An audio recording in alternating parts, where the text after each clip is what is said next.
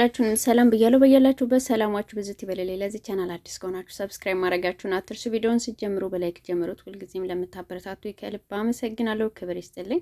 ዛሬ ፉአድ ፍቅርና ቡራ ባንድ ላይ ቪዲዮ ሰርተዋል።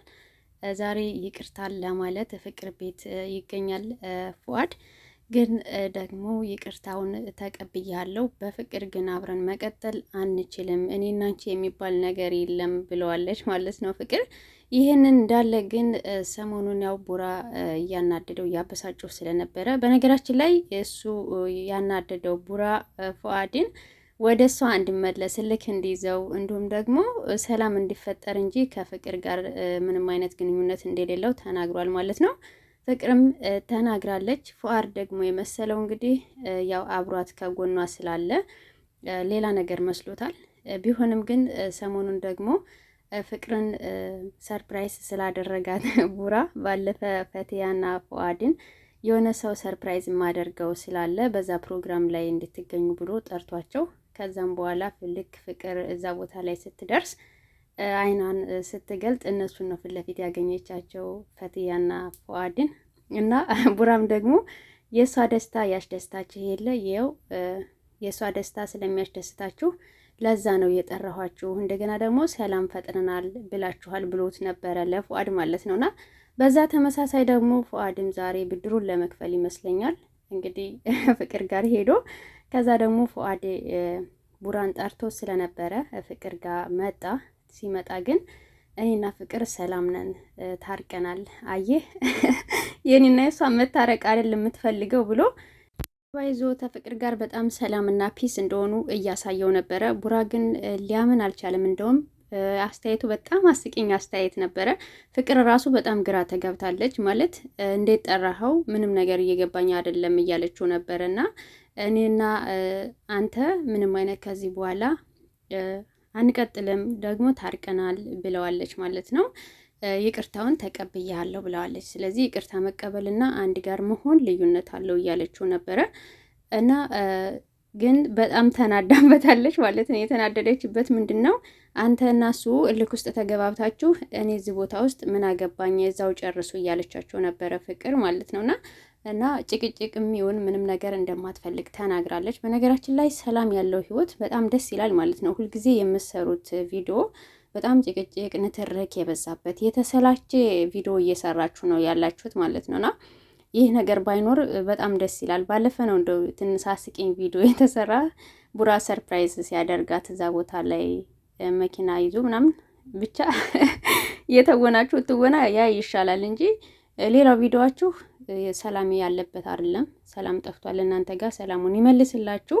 ቢሆንም ግን እናንተ በዚህ ልክ መበሳሸቅ ወይም ደግሞ ማስመሰሉ ብዙ አስፈላጊ ነው ብዬ አላስብም። እንዲሁም ደግሞ ቡራ ድራማ እየሰራህ ነው ወይ እያለው ነበረና አበባውን ተቀብሎ አበባውን ራሱ እንትን ብሎታል ማለት ነው።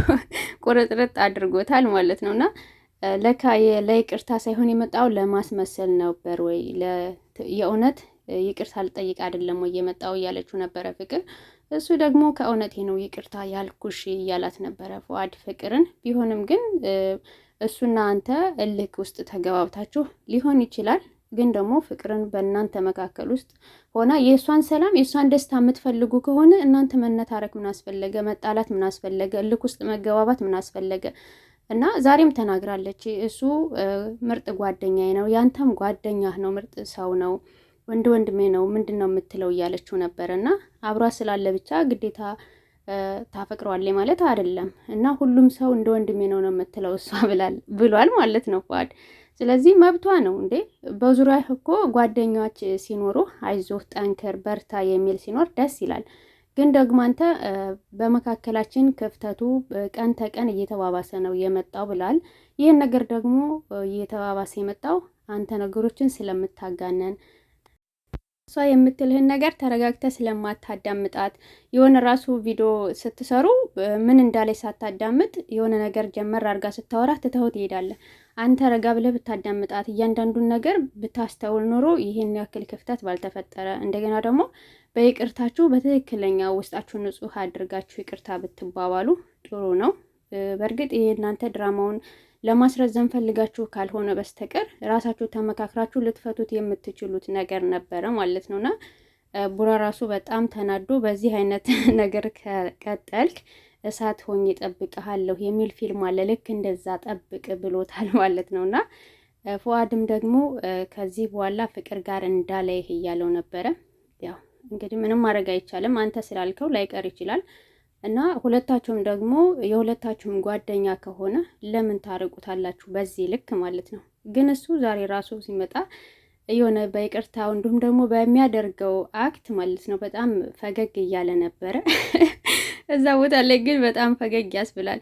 እና ፍቅር ራሱ ምንድነው የሚያንቆራጥጥህ ምንም አልገባኝም እያለችው ነበረ። ምክንያቱም ቡራን ለመፎካከር ልክ የባለፈ የፍቅር ደስታ ያስደስታችሁ የለ ብሎ ሰርፕራይዝ እንዳደረጋት ሁሉ በእነሱ እሱም ደግሞ የኔና የፍቅር መታረቅ ያስደስት የለ ብሎ ያንን ነገር ነው ሪያክት ሲያደርግ የነበረ ማለት ነውና ግን በእንደዚህ አይነት ቪዲዮ ምንም ነገር ደስተኛ አልነበረችም። ከዛ ደግሞ ከውጪ በር ላይ እቃ ስለነበረ ያንን ልታመጣ ስትሄድ እነሱ የራሳቸውን የግል ጨዋታቸውን አውርተው ቡራ ወጥቷል። እሱንም ደግሞ ለምን ዝናብ እየጣለ አልነበረ ወይ ለምንድን ነው እንዲሄድ ያደረግከው ምን ተናገርከው እያለችው ነበረ። እሱ ደግሞ ምንም ነገር አልተናገርኩትም ብሎ ልክ እንደ ጨዋ ለፍቅር ምላሽ ሰጥቷታል ማለት ነው። ፍቅር ይህን ቪዲዮ ስታዩ መልሳ ትተዛዘባላችሁ ማለት ነው።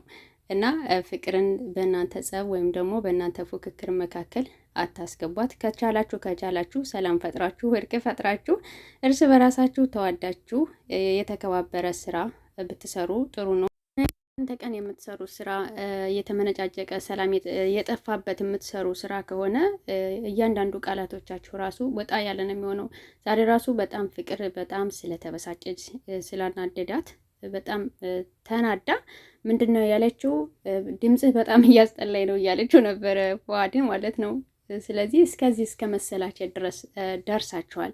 ይህ ማለት ሁሉም ሰው ሰላም ይፈልጋል። ተመልካች ራሱ የእናንተ ሰላም ሆኖ ማየት በጣም ይፈልጋል እና ተረጋግታችሁ ለመስራት ሞክሩ። እንዴ ፊት ላይ እህትና ወንድም ሆናችሁ ትትሰሩ ወደ ፍቅር ሳይቀየር በፊት ደህና እየሰራችሁ ነበረ። አሁን ችግር የመጣው ማዬ አባዬ መባባል ከጀመራችሁ በኋላ ቀን ተቀን አዳዲስ ነገሮች እየተከሰቱ ነው።